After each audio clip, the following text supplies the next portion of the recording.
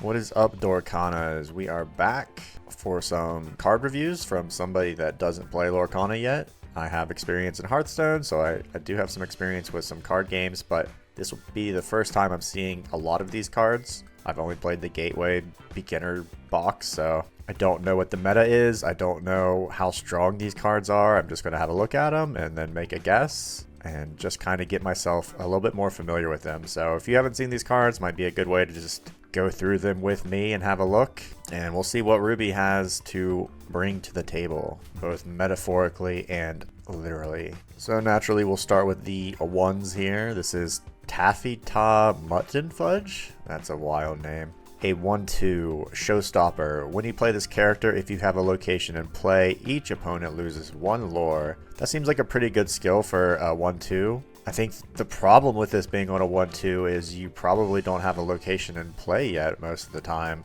And if you do have a location in play, that means you're playing this card on certainly not turn 1. So do you want to have a 1/2 that you're playing later in the game when you have locations down just for the synergy of the opponent losing 1 lore? I don't think so. I think if this power was on a stronger character, it would be a lot better than it would be on just a 1 here. I feel like this card only makes sense in a deck where you're playing lots of small cards and getting through your deck faster, but in that case, I don't know if this is the power you're looking for. So this card doesn't seem very good. Arthur, Novice Sparrow, a 2/3. It's uninkable. That's a pretty strong 2/3, but it has Reckless, so it can't quest, and so it's just a challenging card. So that's interesting. I think that's the first time we've seen Reckless just on your card. So that might be an indication of what Ruby brings. It might be more of an aggressive attacking deck, and I think this character in a deck that wanted to do that would be pretty good.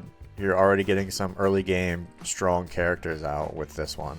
Whether or not that's a good tactic for your deck, I'm not sure. Obviously, you can't win the game with characters that can't quest. So here we have Simba. He is also uninkable. I laugh in the face of danger. When you play his character, chosen character gets +2 strength this turn. We saw a lot of that in the Emerald deck. It is a 2/1, and you'd be buffing another character. So we'll have to see if it has that same sort of synergy, but it doesn't seem like it's that great, and you can't ink it, so drawing this card in the late game is probably not ideal. So I think this is probably just too weak in general in all ways, and even if this was just inkable, it would still probably be a questionable play. So I think this is maybe a really bad card. Want to break free, says Tinkerbell and Freddie Mercury. This is an action. Deal 1 damage to chosen character of yours. They gain rush and get +1 strength this turn. Coming from Hearthstone, that is a typical warrior card. Rush is good. Doing damage to your own character tends to not be good unless that gives them some other sort of bonus, which in this case is rush and 1 strength. I think this being an action makes it a lot weaker. You'd rather see this on a character so that you're still getting something else out of it rather than using basically 2 cards to possibly attack 1 character. Probably not great. Potion of Might, an item. 1 ink to play it, 1 ink to use it, or exert it rather, and it banishes the item. Chosen character gets 3 strength this turn. If a villain character is chosen, they get +4 instead. This is already seeming too much like Emerald. I think Emerald had something almost exactly like this, which probably was not a good card, so I don't think this would be a good card.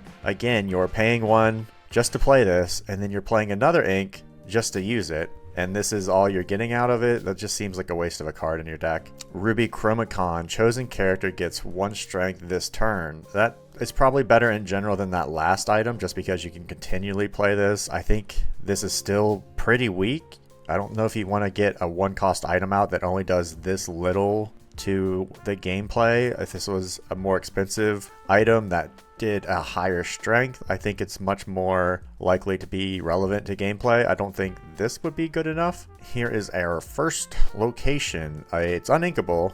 It has a 5 willpower, and it's free to move characters here. That's definitely the first one we've seen that's been 0.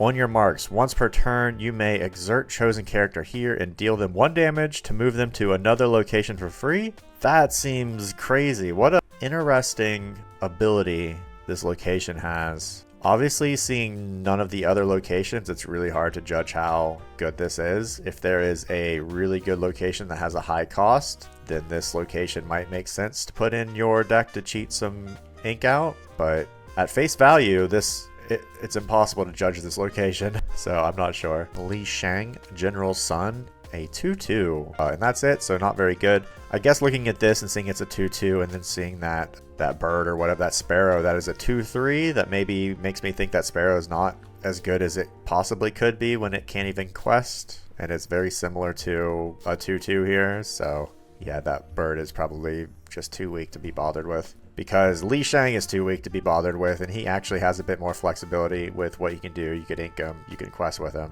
and you're not going to play this card. Mulan, Injured Soldier. Or Mulan. Looks like, let's just get like punched. It's a 2/3, Battle Wound. This character enters play with 2 damage. What? Okay, there must be damage synergy with red, or Ruby rather, because this is a 2/1, right? So it's not great. I guess if there's some heal synergy, you could at least put some heal and then whatever the bonus of the heal would be, and then this would be a 2/3, but that's not very good, and it's also not good to be a 2/1 right away.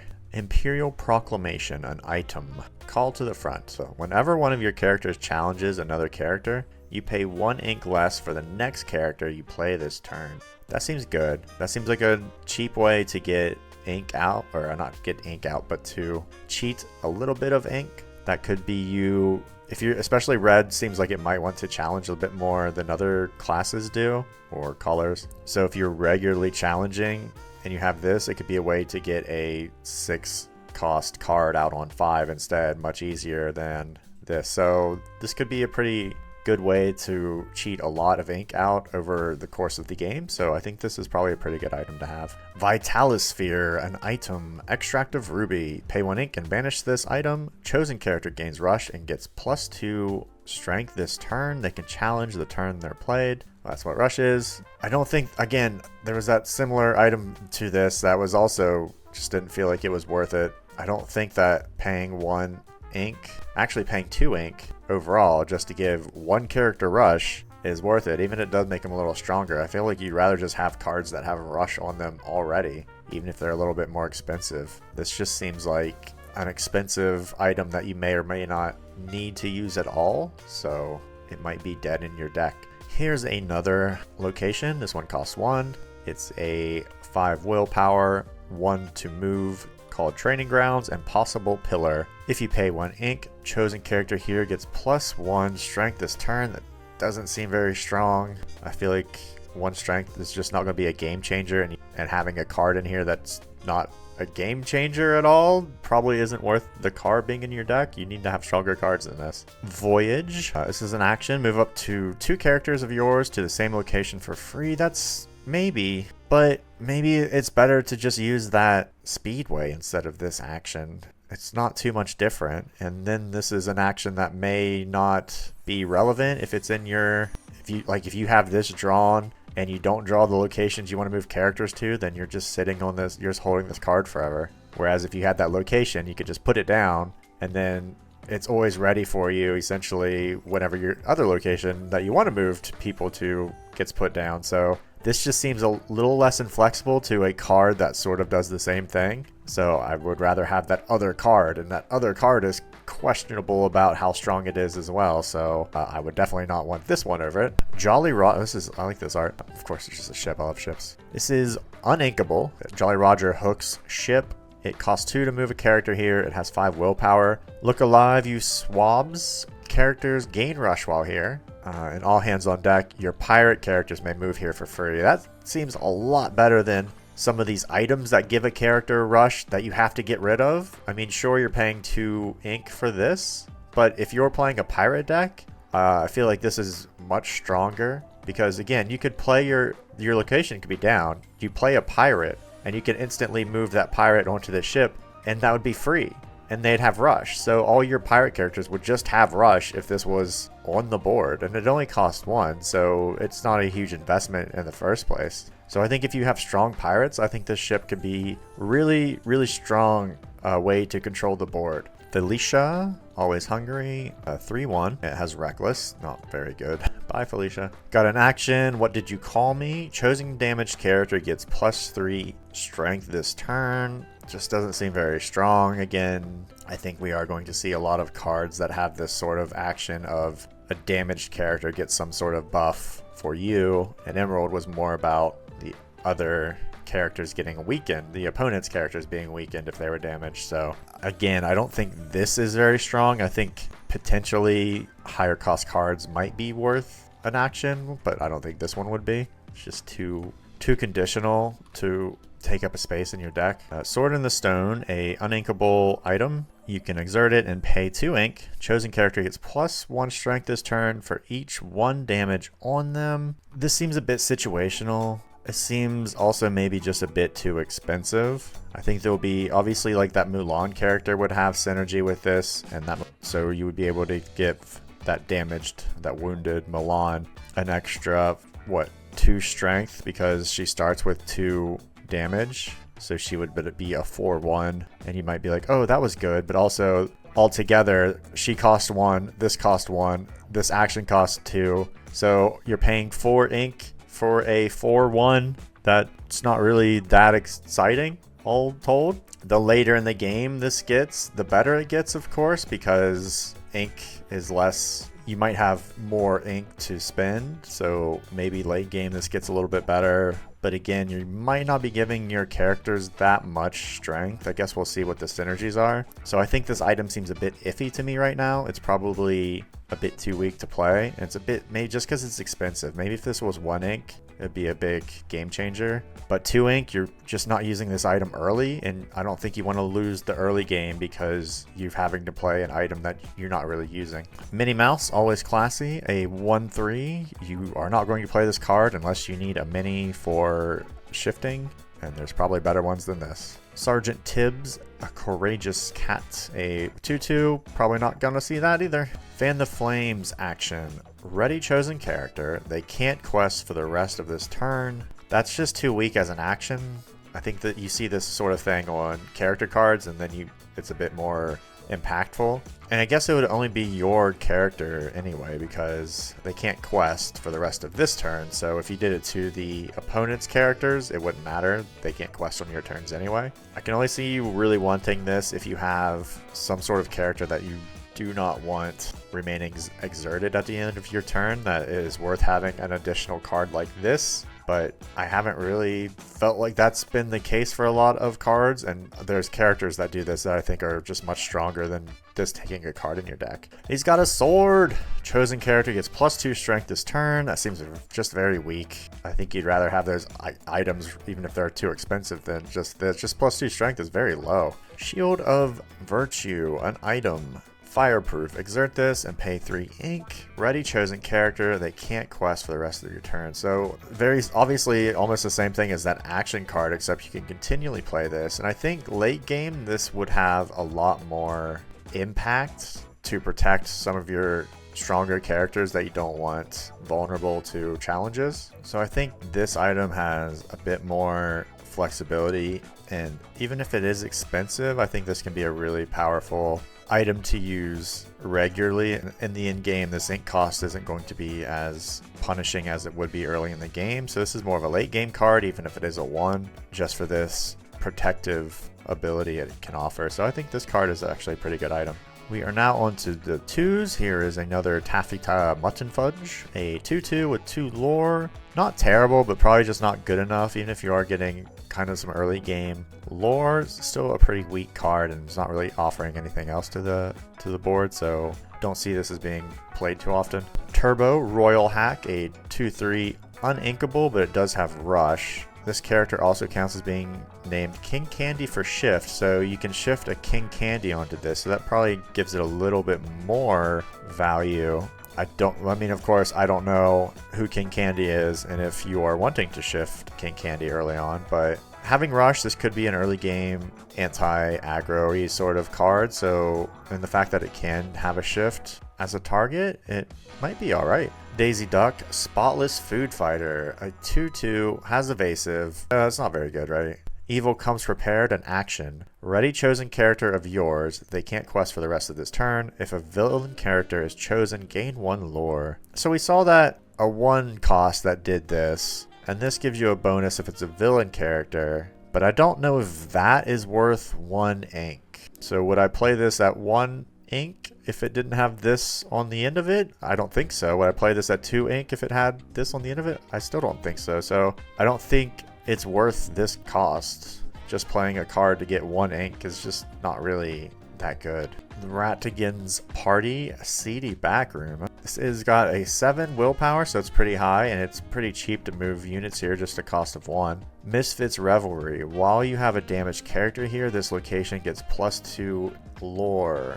That seems pretty good, and obviously with the synergies of damaged units for red, I can see you having an easy time achieving this. And then it's just getting 2 lore without really having to do anything and just becoming this target for the enemy to have to put 7 power into basically to get rid of it. I can see this being a pretty good early game location to ramp up your lore early. So yeah, I can see this being a good location. Zhao? Probably Zhao, right?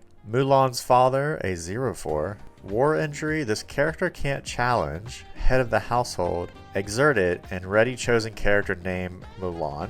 She can't quest for the rest of this turn. So this character is only good if you have enough Mulans in your deck to make it relevant. This seems bad. This seems really bad. I don't think you would want to play this. Especially if the Mulans aren't good enough, this card would be even worse. So I don't think this is good. This is almost like a weird Mulan only location that you probably don't use that often. Our friend Flynn Rider is back. Frenemy, a 2/2, narrow advantage at the start of your turn. If you have a character in play with more strength than each opposing character, gain 3 lore. I can see that being relatively easy to do, especially if you just have a single high strength minion and you can play this guy and just bang out 3 lore so like real quick. And we've already seen some strength boosting synergies, so I can imagine this guy kind of easily regularly getting you that 3 lore bump. He might have pretty average to low stats for a 2 cost, but this can be pretty powerful, that especially if you have multiple Flynns, right? He could potentially got 12 lore sitting in your deck just with this guy if you can set up those plays over and over again, and potentially bounce him back into your hand and play him the same turn over and over again.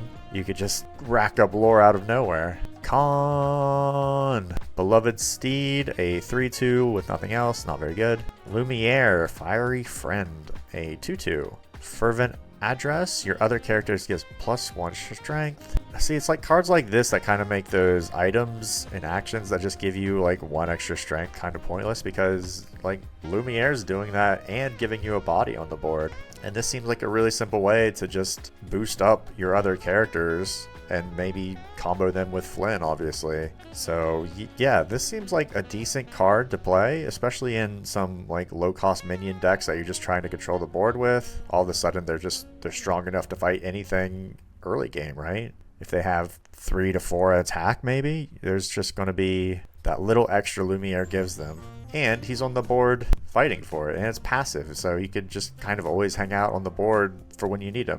So it seems like a very good card. Here's another Mulan fighting Smoke, I guess. Enemy of Entanglement, a 1/3. Time to Shine. Whenever you play an action, this character gets +2 strength this turn. A bit too dependent on actions, especially when I haven't loved the actions I've seen so far. And so if this character sucks when you aren't playing an action, that means a majority of the time she's going to suck. So you don't really want cards that are going to suck a majority of the time in your deck. So she sucks. Pegasus Flying Steed, a 3/1, evasive. So again, this is almost just a card that does 3 damage to one character and then dies probably. You might be able to just get 1 lore with them and hope the other player doesn't have any evasives to easily kill this Pegasus with. So it almost seems a bit pointless, especially in red that seems to like to do damage maybe to your own characters. Having 1 means you could never do damage to Pegasus or else it'll be banished, right? Medallion Waits, an item. Discipline and Strength. Exert and pay 2 ink. Chosen character gets +2 strength this turn. Whenever they challenge another character this turn, you may draw a card. So this seems way better than some of those 1-cost items, even for this still being a bit probably too weak. I think this could be a pretty decent card draw though, and giving your characters +2 strength can obviously synergize with some cards that need characters with high strength to be effective. So I think just having an item that you could consistently draw cards with, I think that's good. I think and this bonus is maybe a little expensive, but the fact that you're also getting a card with it kind of makes it not too bad, I think. So I would imagine this card can find its way in some decks. Snuggly Duckling, Disreputable Pub. Very high willpower, only 2 to move characters to it. Routine Ruckus. Whenever a character with 3 strength or more challenges another character while here, gain 1 lore. If the challenging character has 6 strength or more, gain 3 lore instead. Very strangely specific. I think what's interesting about this is it kind of forces the opponent to just attack this with lower cost or lower strength character so that they don't trigger this. But it's also has to challenge the character that is in the location. They could just challenge the location itself, and that doesn't seem to trigger the lore gain. So I'm not sure why they would challenge your character that is in the location, because then that's the only thing this location is doing. So I'm not really sure if this has enough of effect on the game itself that you'd want to play it, because it doesn't seem like you have to trigger this lore gain, which seems weird to me. I feel like it should be like whenever a character challenges another location or this location, gain 1 lore, but it's just another character. Like, you don't have to fight the people in the location first and then the location. You can just destroy the location right away, I believe. So this seems like it could be a non-factor into the game besides soaking up 9 damage, but the characters don't get a bonus to being here. Other than, I guess if you moved a bodyguard here, they would have to attack it, and that would be the only time they would be forced to do this lore gain. So I just feel like this isn't strong at all. I don't know. This seems weird. Della Duck, an uninkable, 3/3, has reckless, so can only attack. I don't think that's very good. Got a Hey Hey, Accidental Explorer. He's a 3/2, Mindless Wandering. Once per turn, when this character moves to a location, each opponent loses 1 lore. So a similar ability as one of the 1-cost cards that I was still kind of questionable about. And I think that this just isn't strong enough unless you are bouncing this character to another location every single turn. You could maybe get something out of it, but you're probably not doing that. You might not really have all 2 locations to be able to constantly move them back and forth and back and forth. I don't know if you can leave a location and then go back to it or not. I guess you could. So I feel like you need to have like that raceway and then another location, and that would be like, 1 lore per turn off of them. But is Hey Hey a strong enough body to be doing this sort of nonsense with? I'm not sure. I don't think so. Jim Hawkins, a Thrill Seeker. He's a 3/2. Is Hey Hey not a 3/2? So Hey Hey is a 3/2 that actually has an ability. Jim Hawkins is a 3/2 without an ability, and they both cost 2. Why would you play this dude? Milo Thatch, a 2/2. I'm your man. While this character is at a location, he gets +2 strength. So a little bit of location synergy. I feel like Ruby's kind of doing it. Seems like they have a bit more location synergy so far than some other classes do. This being a 4/2, just because you've put him into a location, probably not strong enough. He's still probably just going to do enough damage to kill one thing, and probably, both cards get banished. So is that strong enough to just play him for that? I don't really think so. Nutsy, Vulture Henchman, a 2/3, and that's it. Again, another bad statted card with no abilities, just not worth it. Simba, Scrappy Cub, a 1/1 with 3 lore. It's uninkable. 3 lore is pretty good for this early on. Uninkable is not great, but even late game, you're still just playing him for that quick 3 lore, and he's just super weak, so you'd have to either protect him or just watch him die after one quest. So 2 ink for 3 lore, I guess that's fine. This is pretty high for a 2 cost, so probably pretty good. Stitch, a Little Rocket, a 3/1 with Rush, so you're basically doing 3 damage with this character. I just don't think that's worth a card, and certainly late game it might not be doing too much besides being like a dead draw. You might, you're playing him and he's just either dying or you're questing for 1. So I think that this is this uninkable is just not good enough for a 3 damage rush character. Trigger, not so sharp shooter. He is also a 3/1. Old Betsy, your characters named Nutsy get +1 lore. Whoa, okay. I think, what was Nutsy? Yeah, Nutsy was the other henchman who was not worth playing. So you have another card that's not worth playing, and even if you give him +1 lore, like, you'd have to have both of these guys out there for one of them to be okay, and this one still sucks. So terrible, terrible. I've got a dream. Action/song. Ready chosen characters. Okay. Ready chosen character of yours at a location. They can't quest for the rest of this turn.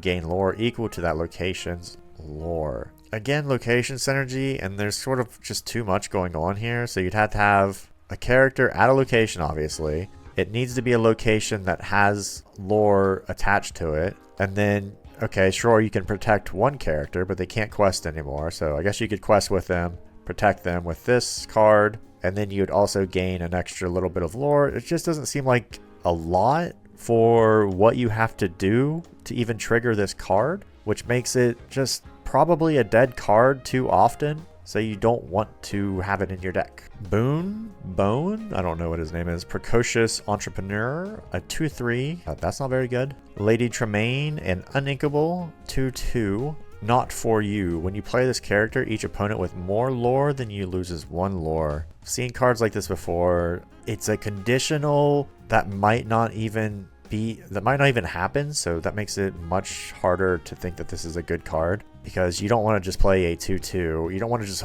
it's uninkable, so you're either playing it or not. If it doesn't have any impact on the game with its ability, then all you're doing is playing a 2/2, which is not what you want to do. So that would be a negative on your strategy, basically. Having another Minnie Mouse zipping around, a 3/2, not very good. Minnie Mouse can be a shift target, like I said, but this is still not good to put down. Mother Gothel, Withered and Wicked, a 3/4, which is high. This character enters play with 3 damage. Well, that explains it. It's a 3/1. If you can't heal it, it will have some synergy with your cards are already damaged sort of thing. It'll have synergy with shift targets, I suppose. But I think outside of a very specific, you want your cards damaged sort of deck, this doesn't seem very good. It's just another 3/1. Queen of Hearts, Impulsive Ruler, a 2/2. It has a rush, but that's so low for a rush card that you're probably just trading with something. You would only want to rush this into a 1/2 or something like that so that it doesn't die, because otherwise you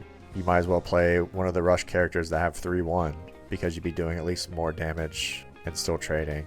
And if this traded into a 2/3 or something, obviously it would just die and the other card would survive. So this seems just a bit too weak for a rush to be bothering with.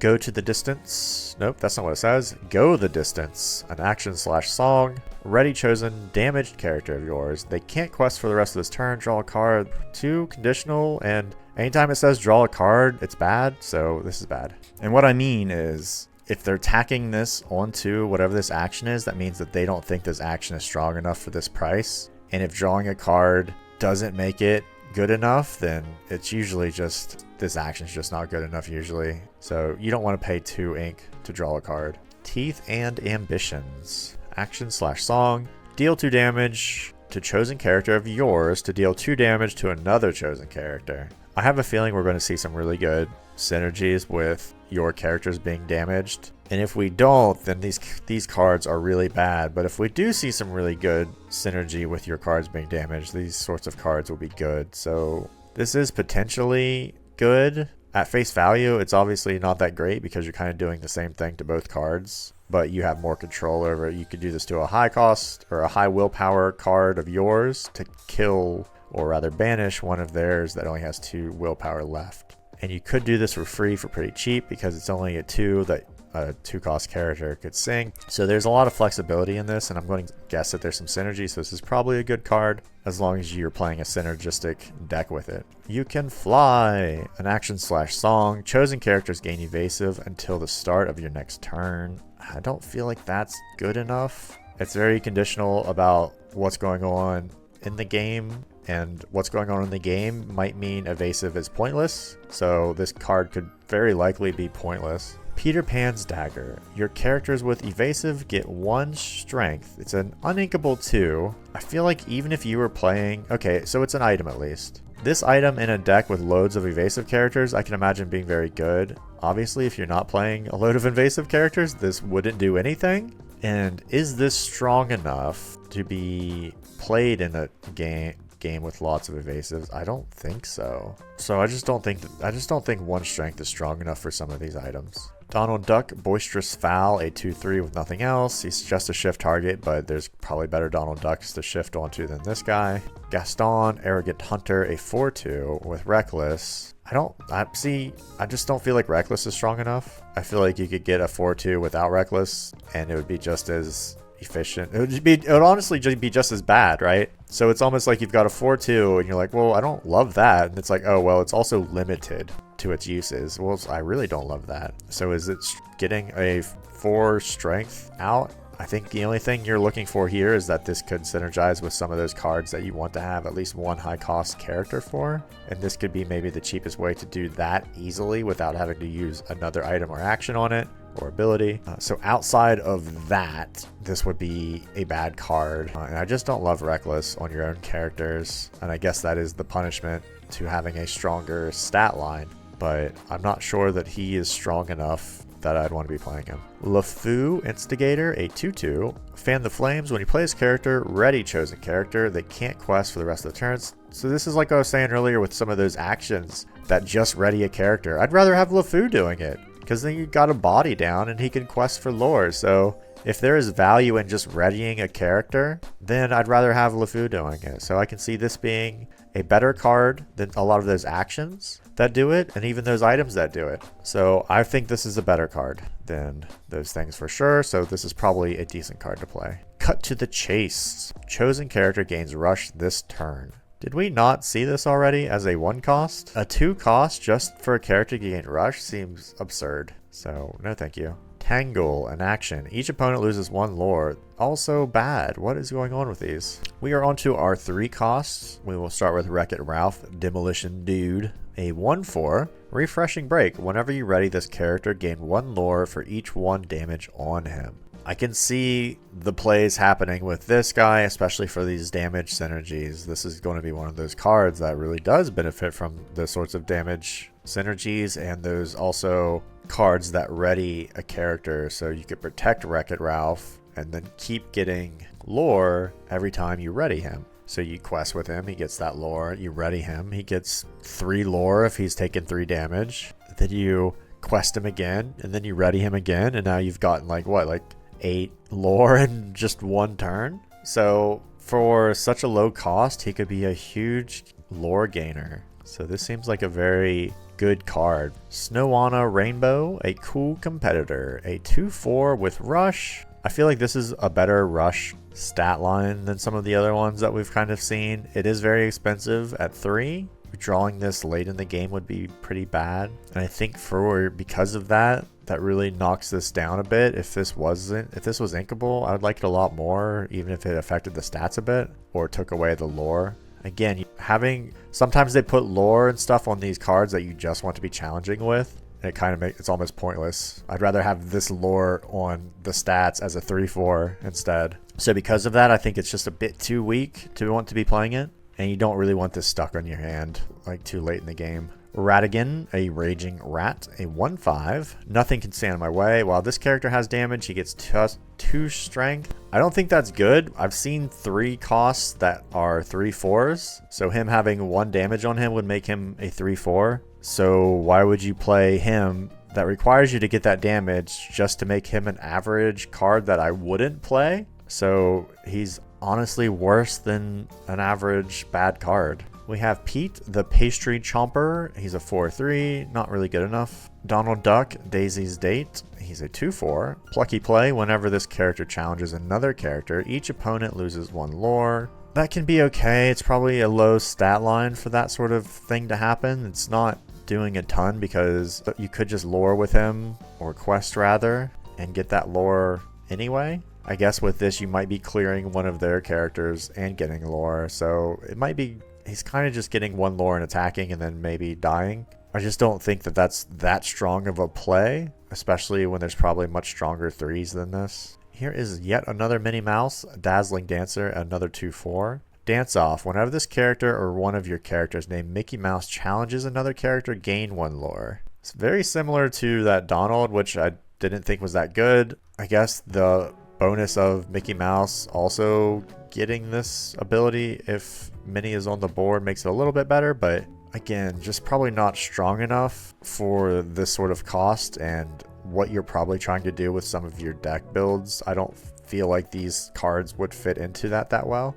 Who's With Me action. Your characters get +2 strength this turn. Whenever one of your characters with Reckless challenges another character this turn, gain 2 lore. Very expensive action. It's certainly one that you could base your deck around a little bit to get some quick lore while clearing their board. I feel like that's very conditional, and also you're really waiting for this perfect setup for this to kick off, which might be hard to do, and it's not cheap. So I think that you'd have to get like the perfect cards to make this worth putting in your deck, and that might be too difficult to want to run this. So I feel like you'd have to get perfectly lucky for this to be a really good card. So I'm not sure it's really worth 3 or more is worth putting in your deck. The Sword Released, an item, uninkable, power appointed. At the start of your turn, if you have a character in play with more strength than each opposing character in play, each opponent loses 1 lore and you gain lore equal to the lore lost. This seems pretty good.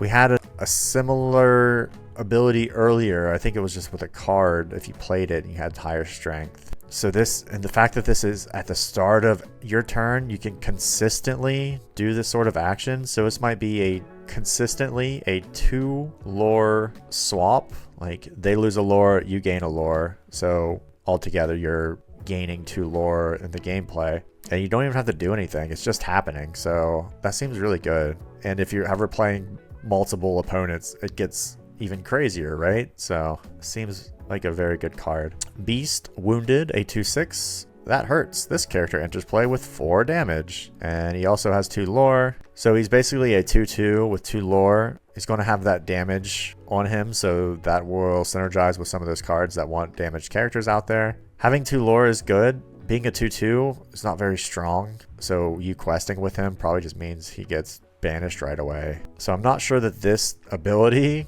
of just always being injured already is that good for such a low cost character. If he had higher damage, then maybe, but he's basically just a 2/2, which is not good. That's like a 1 costed minions cost, right? Hercules, Clumsy Kid, a 3/3 that is uninkable, and he has Rush. So a Rush 3/3. Probably not strong enough yet. Maybe a 4/3 here I would be more happy with.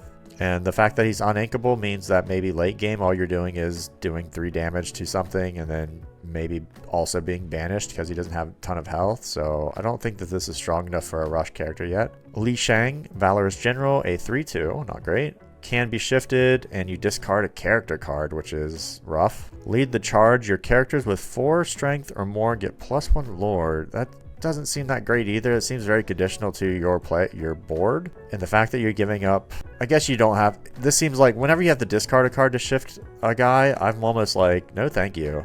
But playing this at 3 for 3/2 to get this power, probably also not good enough. I think, right, but certainly the cards we've seen right now that have 4 strength or more are probably ones that are doing more challenging than they are questing, so giving them a bonus to their questing that they're not doing is possibly not happening or pointless. So don't really love this card. It kind of looks like Shredder with these outfit here.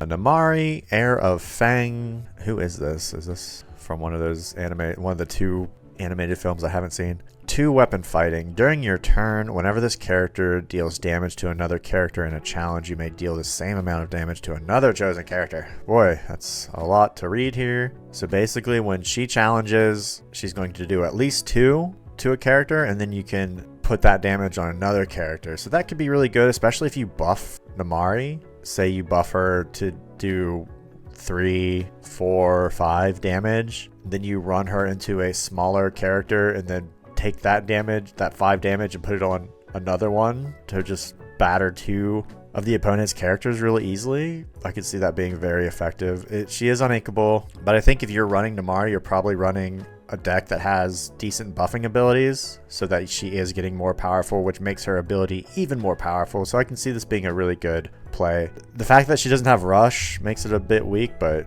That would probably make her way more expensive because that would be able to surprise your opponent with a high damage minion on rush. They're going to see that she's out there and probably try to play around her ability a bit. Rhea, Fierce Protector. Is this from Mulan? A 3/3. Don't cross me. Whenever this character challenges another character, gain 1 lore for each other damaged character you have in play. I can see this being one of those cards that obviously synergizes with your already damaged minions being out on the board. And you could also set up your board pretty well to make her be a bit of a lore gainer. 3/3 is not terrible for a 3 cost in the first place. And the fact that she could potentially gain who knows how many lore when she does challenge another character, you know, maybe 3-4 in a good setup board. She could be a bit of a surprise game changer, I think. So seems like a good card.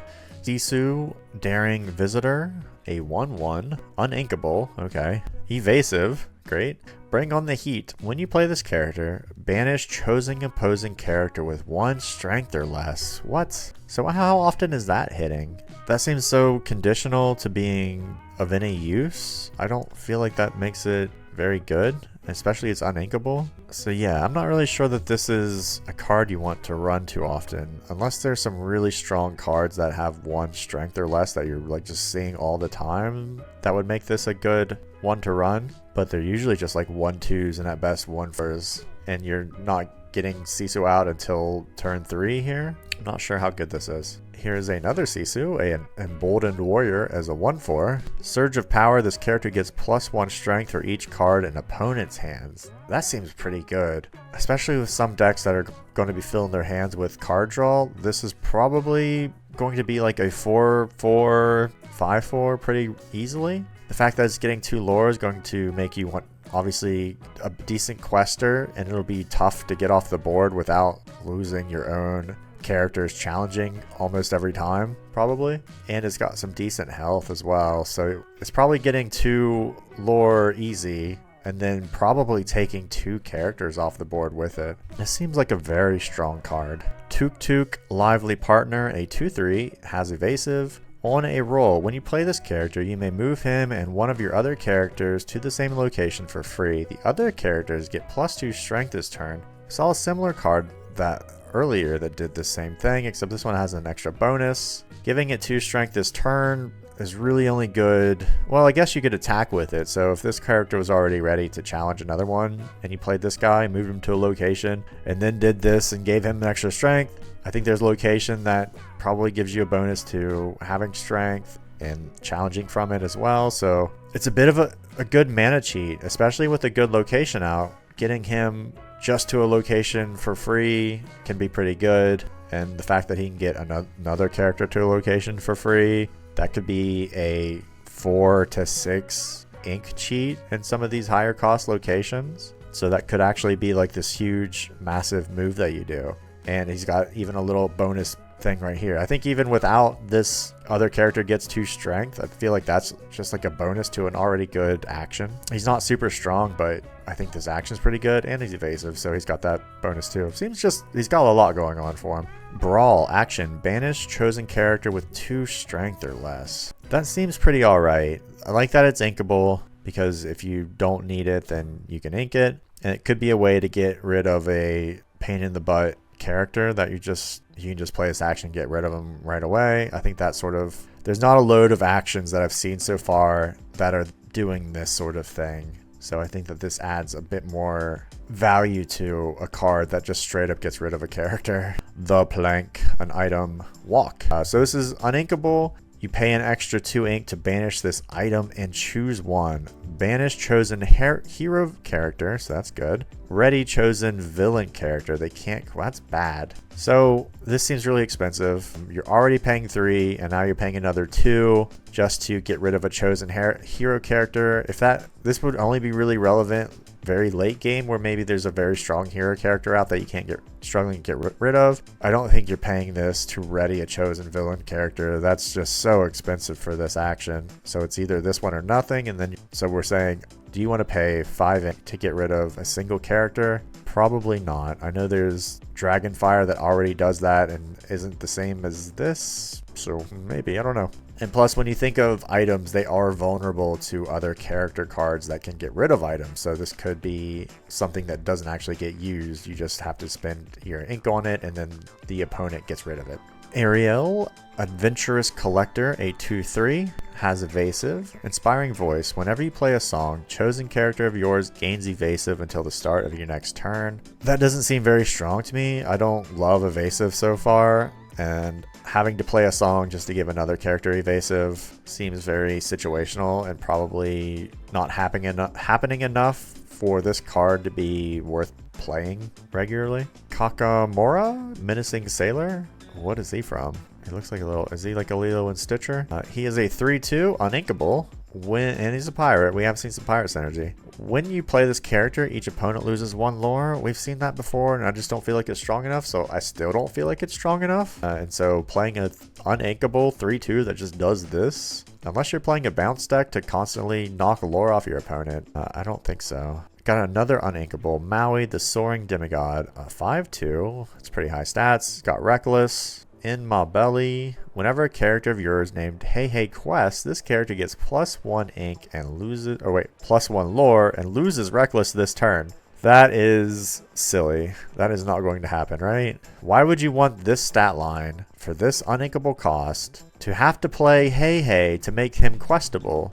I don't understand. Like, yeah, he's good to have 5 out there for that sort of synergy, but I feel like everything else does not help that much, and he's expensive. Peter Pan, Neverland Hero, a 1/3, has Rush. Okay. Over here, Tink. While you have a character named Tinkerbell in play, this character gets +2. And he does have 2 lore, but that's not why you would play Peter Pan here. And didn't we see a character that has 3/3 and Rush already? And it was kind of like iffy. This one, you have to have Tinkerbell to make him not terrible. So you're not going to play him. Webby Vanderquack, a 3/3/4. Again, I think I mentioned earlier that one character needed to be damaged to be this stat line, so you just play Webby Vanderquack instead of that other guy, and you wouldn't play Webby Vanderquack because she's not good enough to be played. Dive Bomb action. Banish one of your characters with Reckless to banish chosen character with less strength than that character. I don't think so. There's just too much going on to make this actually work that it might not ever come to fruition, so why bother? Maui's Fishhook, an item. It's Maui time. If you have a character named Maui in play, you may use this item's shapeshift ability for free. Well, let's look at what the ability is. You exert it and pay 2 ink, and you can choose one. Chosen character gains evasive until the start of your next turn, and chosen character gets +3 strength this turn. Having these conditional items makes it always a little bit better, and these are both probably decent things to choose from because situationally making one of your characters evasive if you need an evasive character can be really good, and putting 3 strength on a character could be very good, especially for 2 ink, which is not necessarily too expensive for that sort of strength. And if you're playing Maui's in your deck, you're just using this item whenever he's on board for free, so obviously much easier to do. This item seems pretty good to me. I have another item, a Sumerian Talisman. Source of Magic. During your turn, whenever one of your characters is banished in a challenge, you may draw a card. There hasn't been a ton of card draw for red so far, so this and that other item might be the only time you're really getting card draw, so there is some value in that sort of thing. Having this item out would make your opponent a little less enthusiastic about challenging, because they know you'll be drawing cards whenever they win those challenges and banish one of your characters. But I think if you need card draw in your red deck, I think you're definitely playing this because you'll probably be drawing a handful of cards the game due to this. Agrabah, another location. This has 5 willpower and it only costs 1 to move somebody here. And it's just a lore generator. So when you see this, I just think, well, it's just going to soak up 5 damage and then be gone. And it doesn't do any damage to the characters attacking it. So you are are you even getting 2 lore? Do you have to wait till your next turn? I guess you get the lore at the end of your turn, right? So this would just generate 2 lore, and then the next turn your opponent would banish it. So you want to pay 3 ink to get 2 lore? Probably not. Baloo, a fun-loving bear. I was just thinking of the Simpsons scene where the shark jumps out and bites the gorilla that is reaching for this banana thing. It's probably not going to happen, especially because this is a painted card and not an animated GIF or cartoon. Anyway, it's a 4/3. It's not very good. Fidget Ratigan's Henchman, a 3/2. He's got like a little like saw blade leg. He's evasive, not very good. Honest John, not that honest, a 2/3 uninkable. Whenever you play a Floodborne character, each opponent loses 1 lore. So obviously, you're only playing this guy if you are regularly playing Floodborne characters, which, as far as I can tell, are just the shift cards. So depending on how many of those you are playing, he might not be doing very much, or he might be doing a decent amount. Can you get 2 or 3 lore off of your opponent with him on the board? It depends on your deck, right? He's very expensive, so I think he's only really good in a deck that you've got a lot of Floodborne tags characters that can impact their lore enough to make him worth this high cost. Minnie Mouse is back, and now she is surfing. The Stylish Surfer, a 1/3, has evasive, and has 2 lore. At least this is a better evasive character, I think, than some of these other ones that just have like random stats and only 1 lore. Because if I have an evasive character, I probably want them to have high lore because I want them to not be easy to challenge. And if they're evasive, it means only other characters with evasive can challenge. So she might not be strong, but I think you're just playing her to get this quest. And obviously Minnie Mouse is going to be a shift target, I would imagine. So probably a pretty good card for this, just for some getting some lore on the board. Rhea, Headstrong, a 2/3. Note to self, don't die. In your turn, whenever this character banishes another character in a challenge, you may ready this character. She can't quest for the rest of this turn. She's a bit weak for this power. I don't know how many people you're going to be banishing her with. And then what's really the point of readying her? At that point, she's probably a 2/2 or a 2/1. So she's probably pretty weak. And even if she was still exerted, they'd probably just run another character to finish her off, I would guess. So all you would really be doing is picking when you want her to trade again. So I don't know. It does say she can't quest for the rest of the turn, so I guess she could attack into another character. So if anything, you're just attacking 2 characters with her maybe. But again, you'd have to banish a character with her. So they'd have to have at least, or at most, 2 willpower left and not enough damage to kill Rhea. It's just, it doesn't seem like it's worth playing. I probably just over-explained a bad card, and I didn't even over-explain it very well, because it's just like, you have so much has to happen for this card to be any good, and even then, I don't think it's that good, even in the best circumstances. Shere Khan, Menacing Predator, a 3/3. Don't insult my intelligence. Whenever one of your characters challenges another character, gain 1 lore. That's pretty good, right? Because we've had characters, we've had abilities that are like, when you banish somebody, you gain 1 lore. Well, this is just attacking. So if you've got a big board and they've got enough characters that you can, or locations that you can run your characters into, and you plop Shere Khan down, you could be getting a decent amount of lore out of nowhere. So seems like a very good card to me. Tigger, One of a Kind, a 3/3, energetic. Whenever you play an action, this character gets +2 strength this turn. I don't feel like those are strong enough abilities. We've seen this before, and so far the actions have been okay. So I don't know how many actions I'm running in this deck that has Tigger in it to give him that ability to trigger. And then at best he's a 5/3 for 1 turn. Seems okay, but probably not good. The Most Diabolical Scheme, an action/song. Banish chosen villain of yours to banish chosen character. So another one of those swapsies, and it's pretty expensive, and you have to have villains in your deck to trigger this. So there's going to be some decks that this is completely irrelevant in, and some decks where you're probably you'd have to run characters that you intended to banish to just banish one of their characters, which isn't crazy, but it might just be a bit too specific of a card to bother with too much. You could at least sing it. So I guess you could have a villain out there that's worth 3 that you sing, and then he banishes himself to banish another chosen character. I could see that being pretty effective. I could see this card getting used pretty reasonably, and at least it's any character and not just like a hero or something like that. So this card seems like it could be used pretty regularly.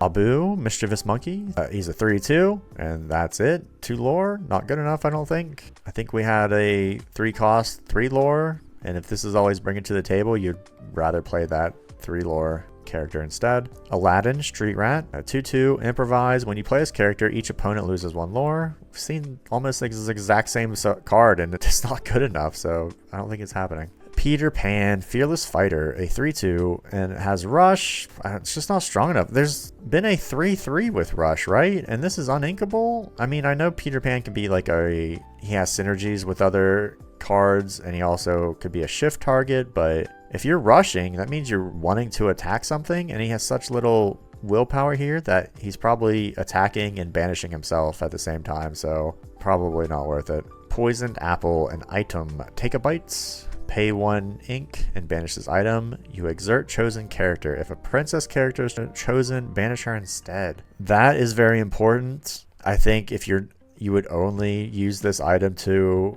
do it on a princess character and banish her. Otherwise, just exerting a character for this cost would be insane. But this could be very powerful. There's obviously loads of princess characters in this game, so I would say the thing, you wouldn't probably play this on a turn without activating it that same turn because they would know what you're up to.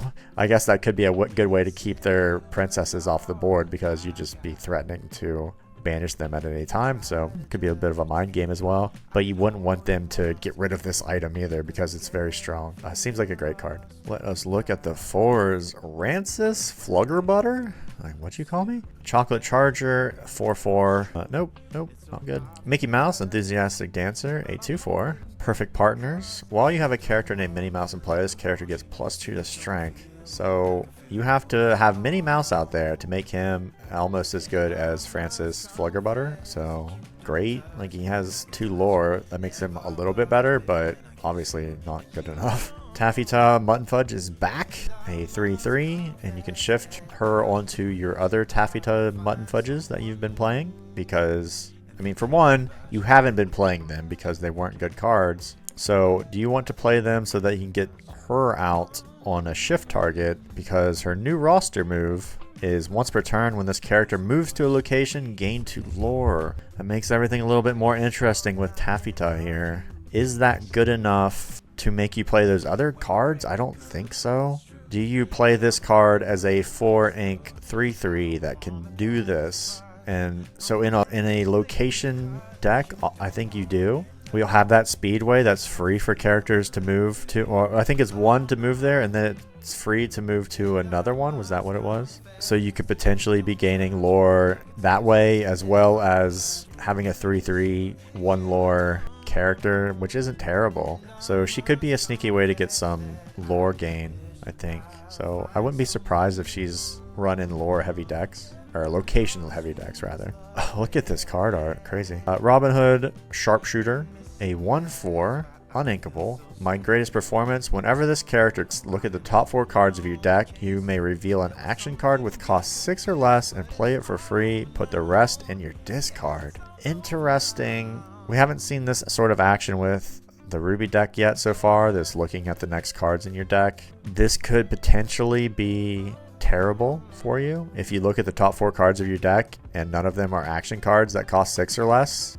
and you then just put 4 cards into your discard. That might be heartbreaking. He's only a 1/4, which isn't very good. He does do 2 lore, which is fine for around this time of ink costs. If you're playing a song/action heavy deck, he could be fantastic, and I think that's where you see him get played more regularly. If you're playing a character heavy deck, you are not playing Robin Hood Sharpshooter. So he's very deck specific. Here's our first Vanellope in the Ruby, I believe. Vanellope Von Schweetz, a 3/3 random roster racer. She has Rush as a 3/3. What else do you got for me? Whenever you play this character, she gains evasive until the start of your next turn. So for a 4 uninkable 3/3 rush that has evasive, but only on your turn. So after that, she would be vulnerable to anybody. I don't love these evasive rush characters that have 2 lore because I don't want this lore. I'm using her for offense. So I don't know if she's strong enough at this cost, even though this is decent ability, but I just don't love it. Glimmer versus Glimmer, a uninkable action. Banish chosen character of yours to banish chosen character. So this one has less of the 3-cost one that you have to banish a villain. This is just a 1-for-1, which I feel like I don't like as much as that 3-cost one, because this is so expensive and you're going to lose a character just to do it. I don't think this is good enough. Binja, Bold Uniter, a 5-3. Is that it? Not good enough. Get out of here, Binja. Goofy, Super Goof, a 2-4, has Rush. Super powers whenever this character challenges another character, gain 2 lore. That seems better. I think we had a 3-cost one that you gained 1 lore when you did that with the 2-4 Rush. So paying 1 more ink to do it and get 2 lore is, I think, just strong enough to actually see play. It's not super strong, but this is what you want out of a rush character. You want your rush character to be doing damage, and the fact that you're getting lore while you're doing what you want your rush character to do is like cherry on top, right? So I think that this is what you want out of your rush cards, and so this is a good one. Noi?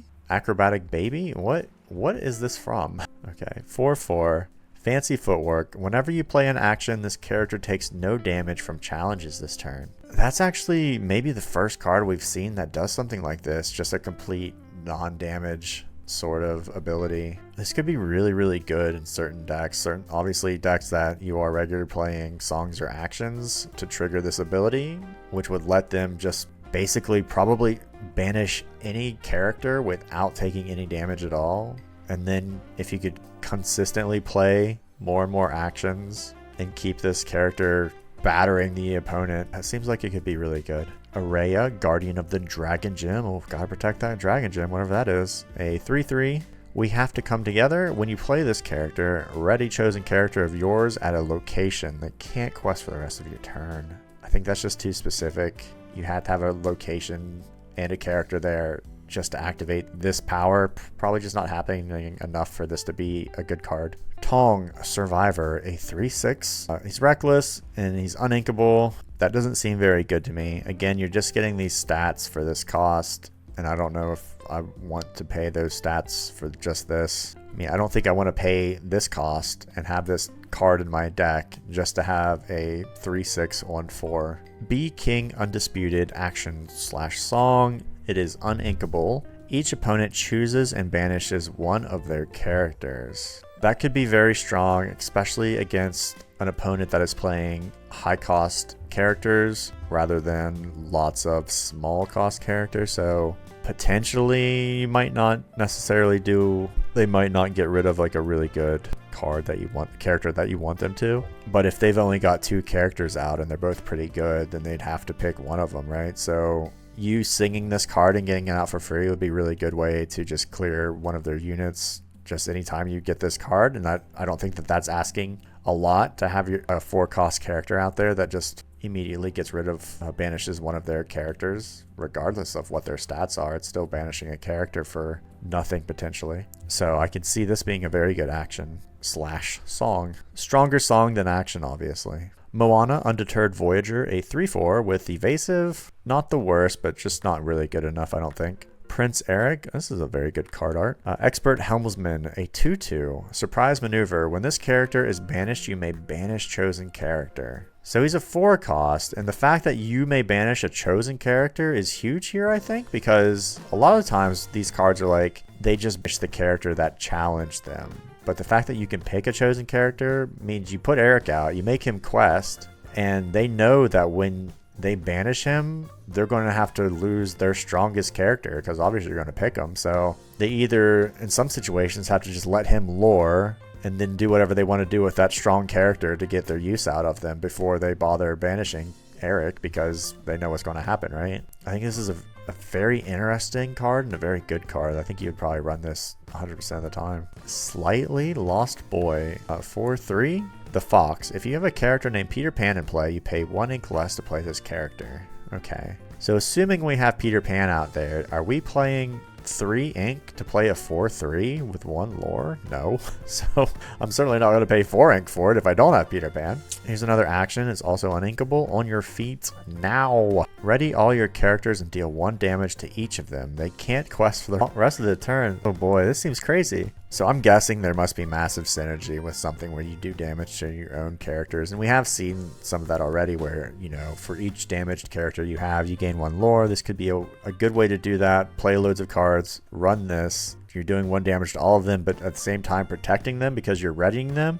But also you can then do something else with them. So this could be, if you have lots of characters on the board and you do this, and it's not going to banish any of them with this 1 damage, you're almost like taking another turn. So that could be massive. So I can imagine this being a really good in certain situations, and probably situations that you would build and strategize around, so that when you do run this card and you do hit it, you're making a massive play. So this is probably a very good card. RLS Legacy, is that what this is called? Like this boat? Solar Galleon. It is uninkable. It's got huge stats here. 8 willpower. That's not a 4. Why did I say 4? 8 willpower. It costs 3 to move somebody here. So this would be a huge benefit to those cards that move for free, right? This is our ship. Characters gain evasive while here. That's fine. Heave together now. I'm really struggling with this card. Heave together now. If you have a character here, you pay 2 ink less to move a character of yours here. Interesting. And it is just going to generate 2 lore, which is pretty good as well. So this could be very strong, especially with some of the location synergy we've seen. We've seen a decent card that can move characters to a place for free, which means once they're there, this then costs 1 ink to move other characters here, which will be giving them evasive, which might make them very difficult to deal with once they're here. And it's giving you this lore just in general anyway. So it might be 4 ink, but this is probably a location that you intend to play if you put it in your deck. And you'd probably build a little bit more location synergy just for this location itself. So I can see this being a very good location. Minnie Mouse, Wide-Eyed Diver, a 2/3. You could shift on one of those other minis that so far have not been that good. And she has invasive, Undersea Adventure. Whenever you play a second action in a turn, this character gets +2 lore this turn. That seems unlikely to happen often enough to get a benefit out of this character, so I don't really see that happening too often unless you have a very song heavy deck. We have seen that Ursula card that does double sing a song or double do an action, but outside of that, I'm not sure how often you are playing 2 actions in a turn. And if we saw stronger early game minis, you might be shifting a little bit more, but even this, a 2/3 is just pretty weak. Evasive, I guess, makes up for that a little bit, but just in general, this seems like a bit of a weak card. Mulan, Soldier in Training, a 4/3 with Rush. It's uninkable. This is kind of the stats I'd like to see with some of these Rush. I'd like to see a 4 so that I can be a bit more certain that it's dealing out some damage. It's just a very heavy cost for an uninkable. But in a sense, you're paying 4 ink to do probably 4 damage right away. So I think that this isn't too bad of a card. It's probably a pretty good card in general for a Rush. Namari Nemesis, a 3/3, uninkable again. To exert this, banish this character and banish chosen character. So this is interesting. This is similar to that action, right? There's an action that just banishes 2 characters, right? But this is a bit more flexible because you can do a bit more with her, and then when you feel like she's at threat of being banished by another character or something, you can kind of just sacrifice her to take out one of their characters. So this seems like a very strong card. And like, this is one of those things where uninkable doesn't really matter because this is such a strong power that everything else about her is like a bonus on top of it. So yeah, I see this being a good card. We've got Rhea, the Warrior of Kumandra. She's a 5/3.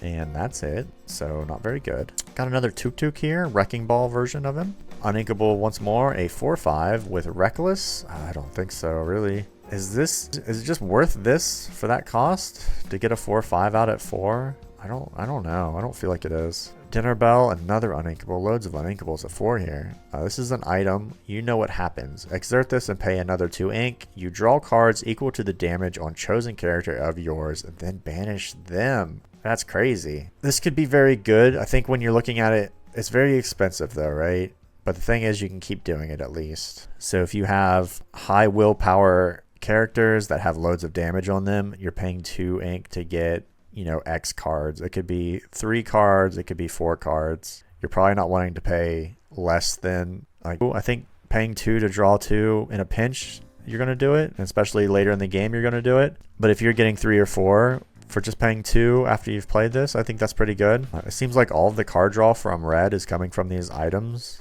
and this is a very late game item, so I think at this point in the game it might be less useful than some of those other ones that have probably been drawing you cards throughout the game. I feel like this might almost be like a bit desperation. I think if you have a character that can get an item out of your hand quicker and get this out early so that you can do this card draw earlier, it might be better. It just seems very expensive, so you need to really control the board to have a long game for this to be a very valuable card, but it can be very valuable. And I think that's what will make it a good card to have for certain decks, especially these damage decks, obviously. Elsa Ice Surfer, a 3/4. That's no Blizzard. Whenever you play a character named Anna, ready this character. This character can't quest for the rest of this turn. We haven't seen any Ruby Annas yet, so you definitely have to be mixing this with a color that has a decent number of Annas to even make this too relevant of a card. And how powerful is that? She's just a 3/4 with 1 lore, so you're not getting a ton of value out of readying her after you've exerted her by playing an Anna. And now you have to play an Anna just to do that. Just these sorts of cards are just too specific, and if they're not doing an amazing power by doing this is just readying her. Like, that's not a big deal for this sort of card, so it doesn't seem very good. We've got a Pongo, an Old Rascal, a 2/3. It has evasive. Is that it? Just 2 lore with evasive? That's not very good for this cost. Oh my god, Scar is on fire. Scar, Fiery Usurper, sure. A 5/3? That's it? I think we've seen almost this exact same card on another one that wasn't very good. I guess he's on fire, so that means, you know, that's a bad situation, and it's a bad card. The Sword of Truth, an item. Final enchantment, banish this item, banish chosen villain character. Is that not a weak card for this situation? For a 4 cost just to get rid of a villain character? Especially if you're playing against an opponent that doesn't even have villain characters really in their deck. This could be really bad in that situation, obviously. This just seems weak compared to some of those other banishing cards that we've seen. I feel like I wouldn't run this one compared to those ones. We are on to the 5s. We've got Donald Duck, the Pie Slinger here for 3/6. Can be shifted for 4. Humble Pie, when you play this character, if you use the shift to play him, each opponent loses 2 lore, so you're probably definitely doing that, right? Raging Duck, while an opponent has 10 or more lore, this character gets +6 to strength. Dang. I think if we look at it like this, like shifting to 4 to save 1 ink is okay. Obviously that's not huge, but it's better than nothing. Making them lose 2 lore is definitely a good thing. And so if we're shifting this on 4, let's just assume that that's what's happening, because otherwise it's way weaker. You're getting a 3/6 out, which is good stats for 4. You're taking 2 lore off of them. That's nice. Can't complain there. And this is probably the one that is less likely to happen earlier in the game, but more likely to happen later in the game. If you could get him to be a 9/6, that would be like massive, right? That'd be like one of the strongest characters we've seen so far. So yeah, that would be very interesting. I guess at this point, it's like at least halfway through the game, right? So he would maybe be able to catch you up. It's almost like overkill for the most part, but I think in general, this seems like a very good card. Scar Betrayer, a 6/3. It's very high strength. Long Live the King. When you play this character, you may banish chosen character named Mufasa. How fun. This is so specific that I don't think it's happening enough for this to be action. So in that case, he's just a 6/3, which isn't good enough. His 2 lore is alright, but he's very weak. So a lot of weak characters can just take him out without really having to trade that much. Like, this could be a 2-cost character, can do 3 damage, right? So I think he's just a bit too expensive for what's going on, and this is probably not getting triggered very often. Dinah He, Avenging Brother, a 7/5 for Uninkable 5. This seems almost the same as Scar, just a little bit stronger. Well, I mean, a decent bit stronger with that 5 willpower. I just feel like this is just not strong enough. Even if these are good stats and good lore for an Uninkable, you'd hate to have this in your hand for 5 turns. Hercules, a 7/3 for 5 Uninkable. He has Rush though. Okay, so this is just a hard-hitting rush character, but that willpower is so low that he's probably just trading. And so I don't know if you want to have this card just for those sorts of trades, and he can't even quest, so you'd probably have that last guy before you'd have this dude. Billy Bones, Keeper of the Map, a 6/5, and that's it. That's not good enough. Captain Hook, Master Swordsman, a 5/4. Nemesis. During your turn, whenever this character banishes another character in a challenge, ready this character. He can't quest for the rest of the turn. Man-to-man. Characters named Peter Pan lose evasive and can't gain evasive. So it's got some anti-Peter Pan synergy going on. So that actually might be a bit more effective because it feels like there is a decent number of Peter Pans that are probably worth playing. The fact that he could be hitting multiple people with this ability might make him a pretty decent card. I think his stats are just a bit low to want to do this, but we have seen a lot of pirate and villain synergy with some of these cards, so he might be a little bit better just because of those things going on. And there is also just general Captain Hook synergies with other pirate cards, which makes having Captain Hooks in your deck just a little bit more better than if they weren't this character. So he might be a pretty decent card to have. Jim Hawkins, Space Traveler, a 4/4. This is it. When you play this character, you may play a location with cost 4 or less for free. That seems very good with what we've seen with these locations. Take the helm whenever you play this. Whenever you play a location, this character may move there for free. Even better. This seems like a huge card for some of these location decks that we can think of. Yeah, this seems like a no-brainer for a location deck.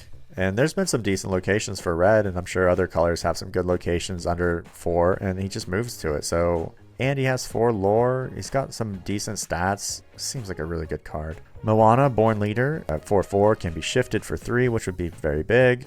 Welcome to my boat. Whenever this character quests while at a location, ready all other characters here. They can't quest for the rest. So is that only the ones at the location? I think getting her out at 3 would be good. I think the other red Moanas haven't been very good, so you'd probably need to find a better shift target from another deck for this one. This could be a huge play. We've seen another character that is similar to doing this, where they ready all the other characters. So if you have lots in a location, you've got that pirate deck and they're all on that pirate ship ready to go, and you do your action, put Moana on the boat and quest her, and then ready all those characters again to do another action. That could be a big turn. So this seems like a very specific set of circumstances that could be a big turn if you can set it up right. And obviously shifting her out early to pay 3 to get a 4/4 with 2 lore would be very good.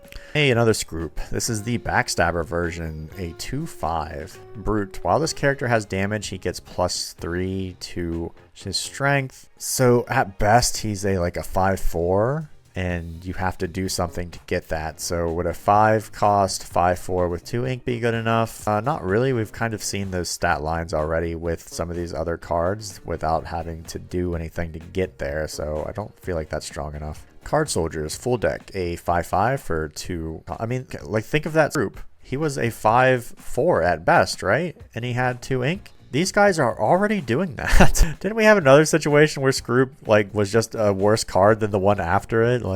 What is going on with Scroop? Why are they making him he's a pirate? Okay, great. Is that enough to make it better than this card? I don't understand. Donald Duck, not again, a 1/5. He has evasive. This character gets 1 lore for each 1 damage on him. Okay, so that makes him a lot better. I was gonna say, a 1/5 with 1 lore at this cost? Not great. So this is definitely a character you want to damage and then protect, right? Because he could be questing for loads of lore if you can get him down to 1/1. I mean, even if you get him down to 1/3 or 1/2, he'd be questing for a ton each turn. So if you can protect him, and he's evasive, so he has that extra bit of difficulty to attack. I can see this being a very good card. Queen of Hearts, Sensing Weakness, a 4/3. Shift 2, so you can get... Shift 2 is so cheap. That's crazy cheap. And I'm pretty sure the Queen has had decent cards, so... Let the games begin. Whenever one of your characters challenges another card, you may draw a card.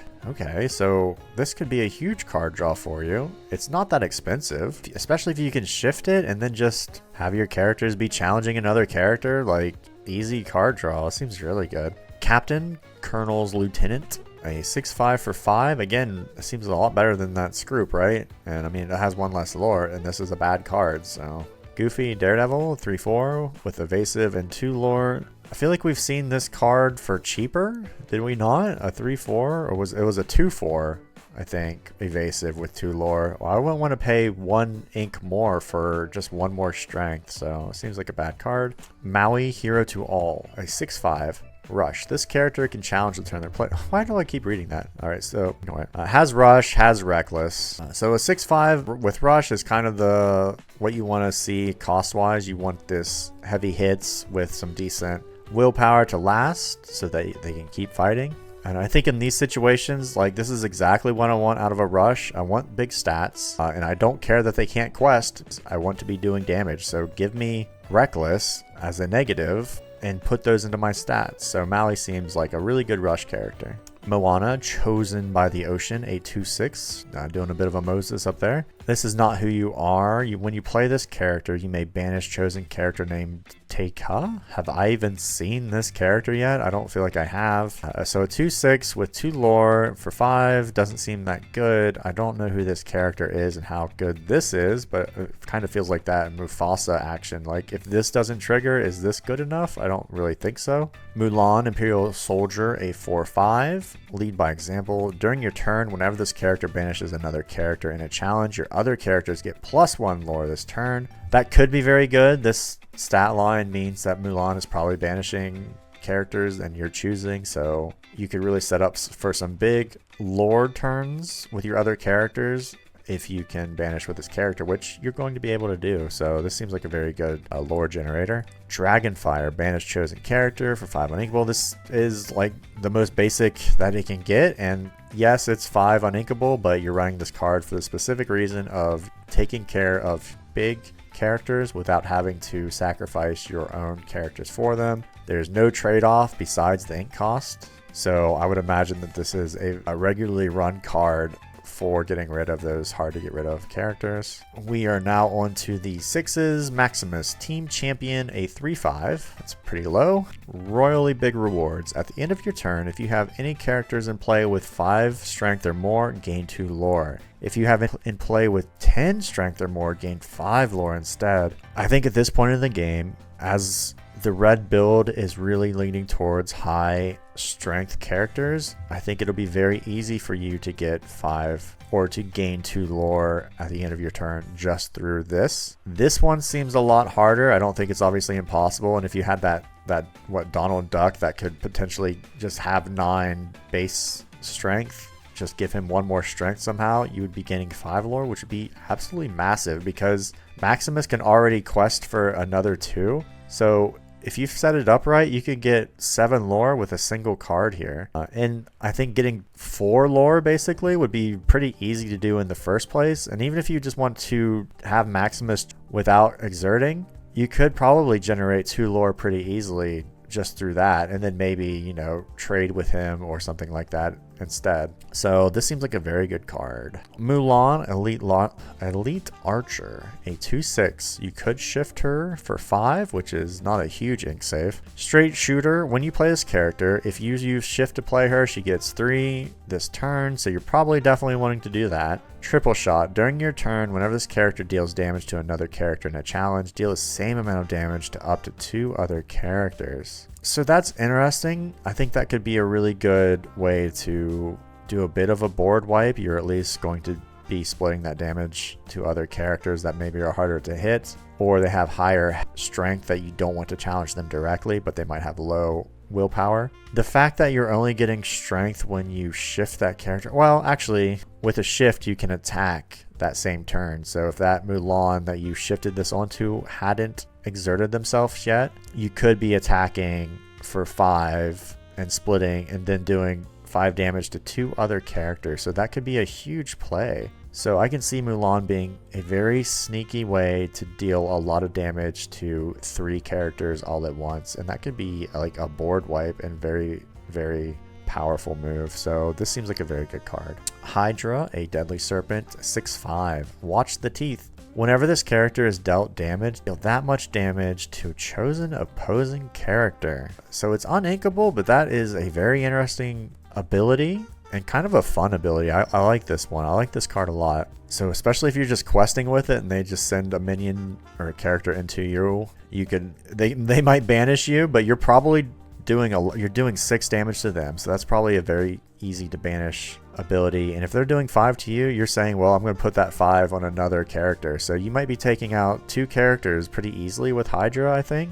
And, you know, doing some decent lore gain. Or if you want to just use them to attack, you can be a bit more targeted with where you want to split that damage that Hydra takes. So you might attack a character that has 2 strength because one of their other characters only has 2 willpower left, and you'll say, well, I'll kill that one, send that 2 damage to that 2 willpower one. Your Hydra is still alive for another trade here or there. Seems really good. Seems really good. Madame Medusa, the boss, a 4/4 uninkable. That terrible woman. When you play this character, banish chosen opposing character with 3 strength or less. That seems pretty good. I think you'll have a lot of targets with 3 strength or less at this point in the game as well, so I can imagine Madame Medusa being able to use this action a lot. And plus, if you bounced her and played her again, well, you're probably not going to play her again at 6 ink cost, but this seems like a pretty decent power, or ability rather, and you're probably seeing this card get played at this point in the game. Peter Pan, Pirate's Bane,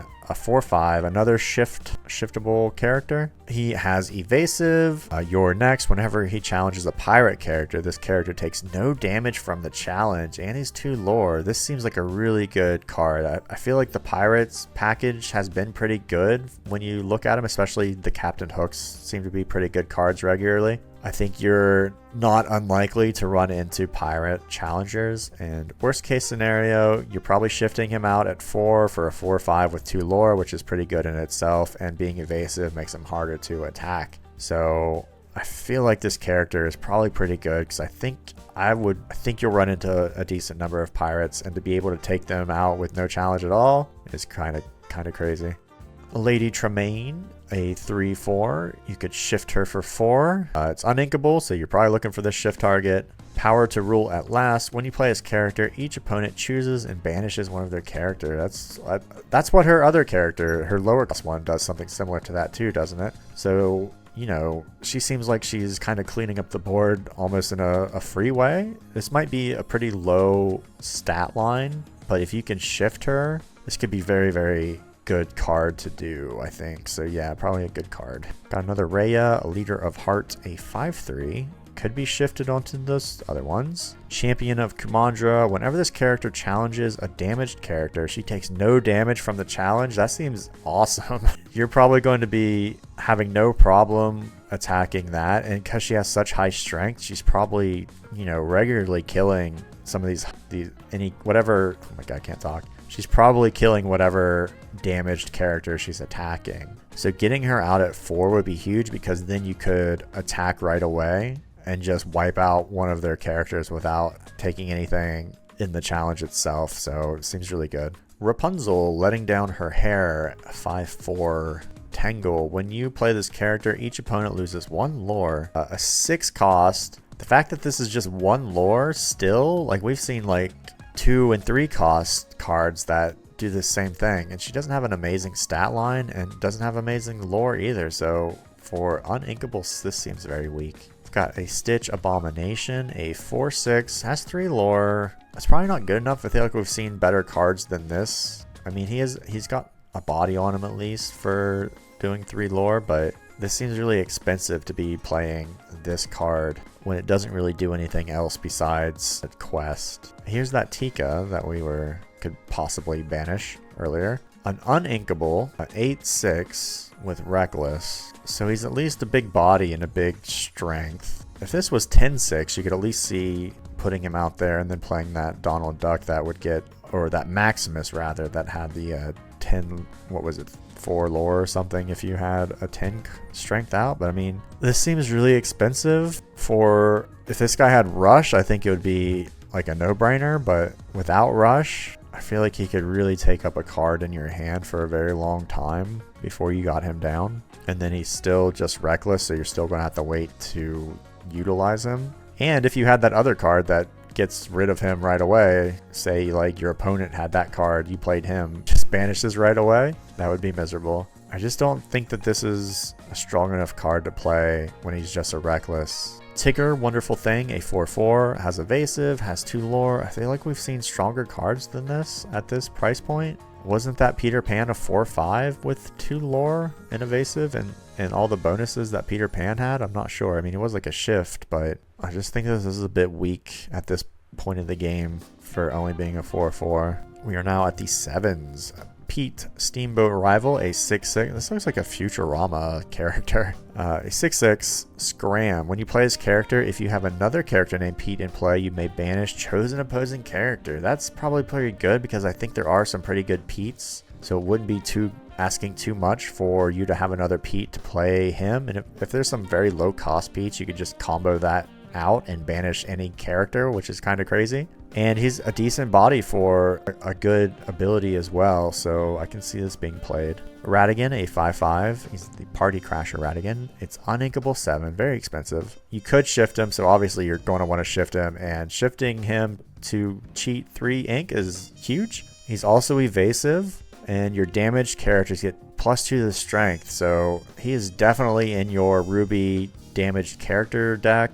The fact that he's evasive and getting 3 ink is also huge, and the fact that you could get him out at 4 is massive. He could be a huge swing turn at 4 or 5 ink if you can get him out. Don't let the Frostbite bite, a 7 costs action/song, and it just readies all your characters. This is so expensive for this action, and again, you could have huge swings. This is almost like a double turn sometimes if you have loads of characters, but boy, that is expensive. You would definitely want to have this be sung by your 7 cost characters, because then it's like a free move in a way. It's like a free turn in a way, just doing that, because like you would exert your character, right? Sing this song. That character that sung is now ready to attack.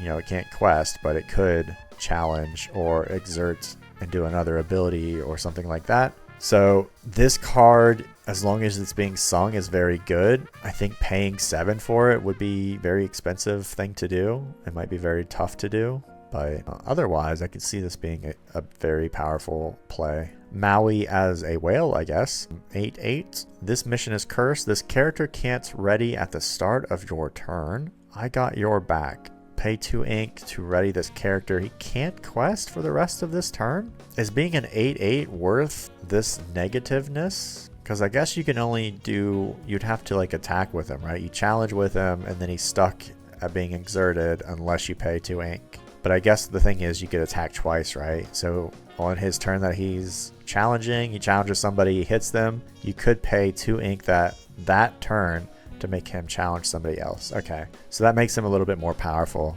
It makes him more expensive, but you're probably planning around that play. And then if he clears 2 low strength characters or a location, perhaps, he might not even be that damaged. The next turn he could be looking at 2 other characters or locations to take out. So he could be certainly a big force to reckon with, and it's almost like, who cares about this lore? You're probably not wanting to quest with him anyway. He seems to be like a real powerhouse hitter, so I can see Maui as a whale being a strong play late in the game if you can survive that long. Hot-headed Candelabra, a 7/7.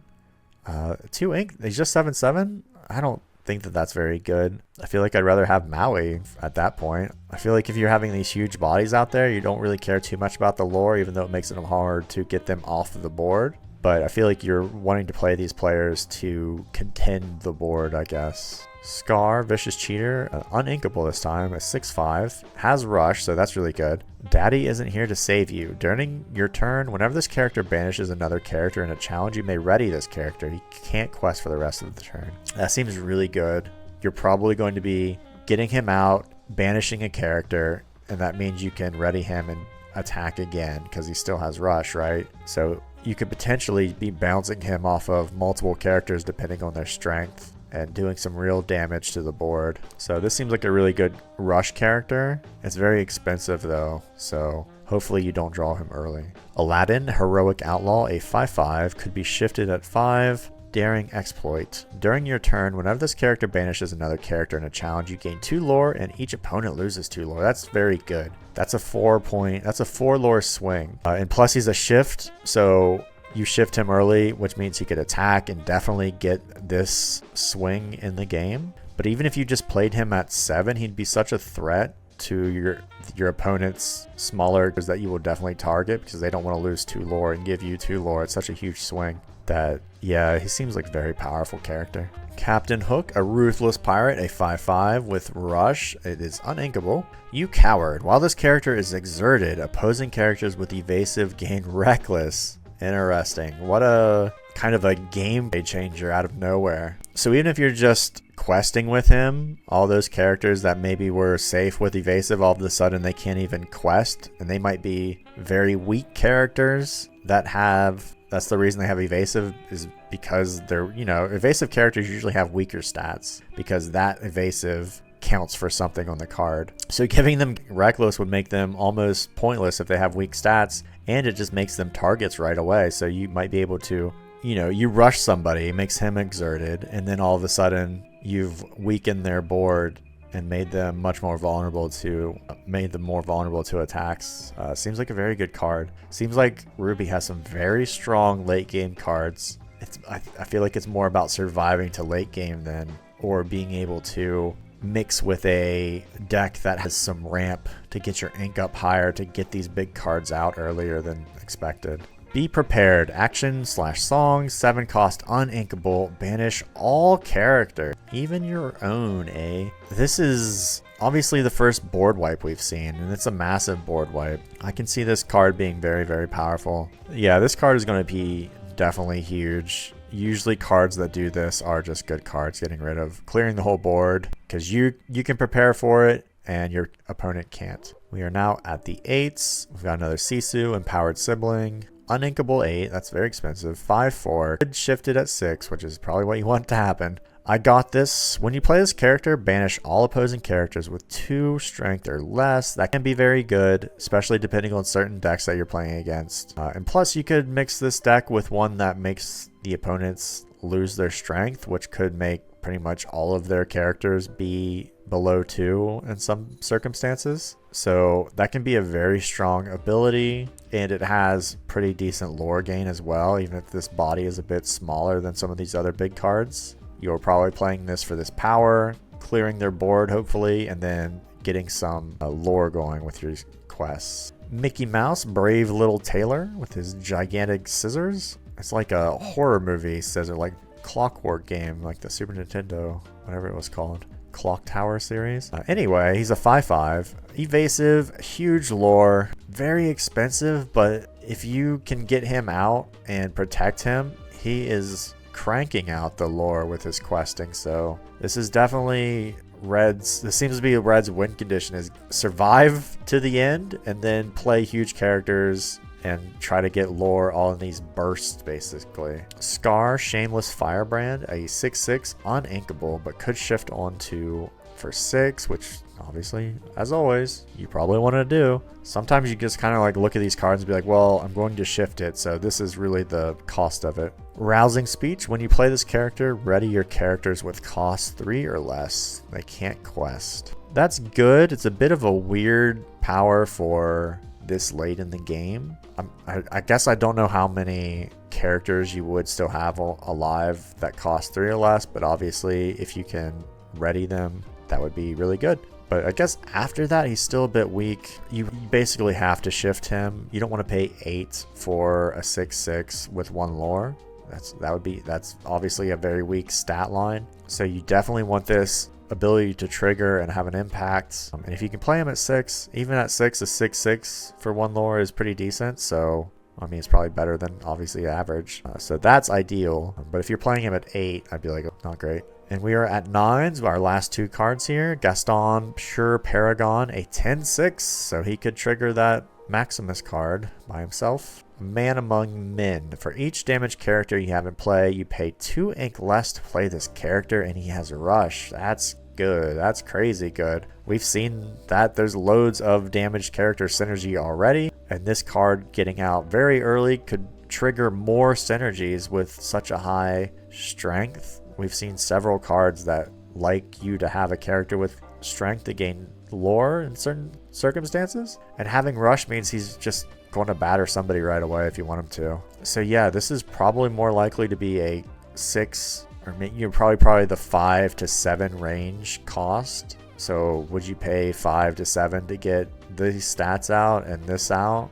Yeah, as a Rush, sure, definitely. Especially with all this around strength. Seems like a very good card. And our last card is Maleficent as a Monstrous Dragon, a 7/5 Dragonfire. When you play this character, you may banish chosen character. That sounds great. Sounds nice and easy. You're basically paying 5 for this power right here because the Dragonfire card does this itself. And so you take that, combine that with 4 cost, and you're getting a 7/5 with 2 lore as a 4 cost. So yeah, looks like a very strong card to try to finish the opponent off with and control the board. So yeah, Reds/Ruby is a very interesting deck. You can kind of understand what they're going with their damage builds. There is some location stuff, and it seemed like the location synergies were really early in the game. You didn't see any like massive locations at the end there. I think like cards like Maximus here that benefits from your characters having strong or high strengths rather really combines well with some of these late game cards that just naturally do have high strength. There is some synergies with giving other characters strength. I think that'll be harder to set up for a card like Maximus than just playing your big card. So I think if you're playing Ruby, you're probably trying to survive, set up some of these shifts, because a lot of these shifts were really strong. So you're probably trying to set up your shift targets, and you might have some location synergies here and there. But I think there's a lot of flexibility with these Ruby cards. There's not very much card draw, just the items. So I think I'm probably looking at getting your card draw from other card colors instead of Ruby itself, rather than,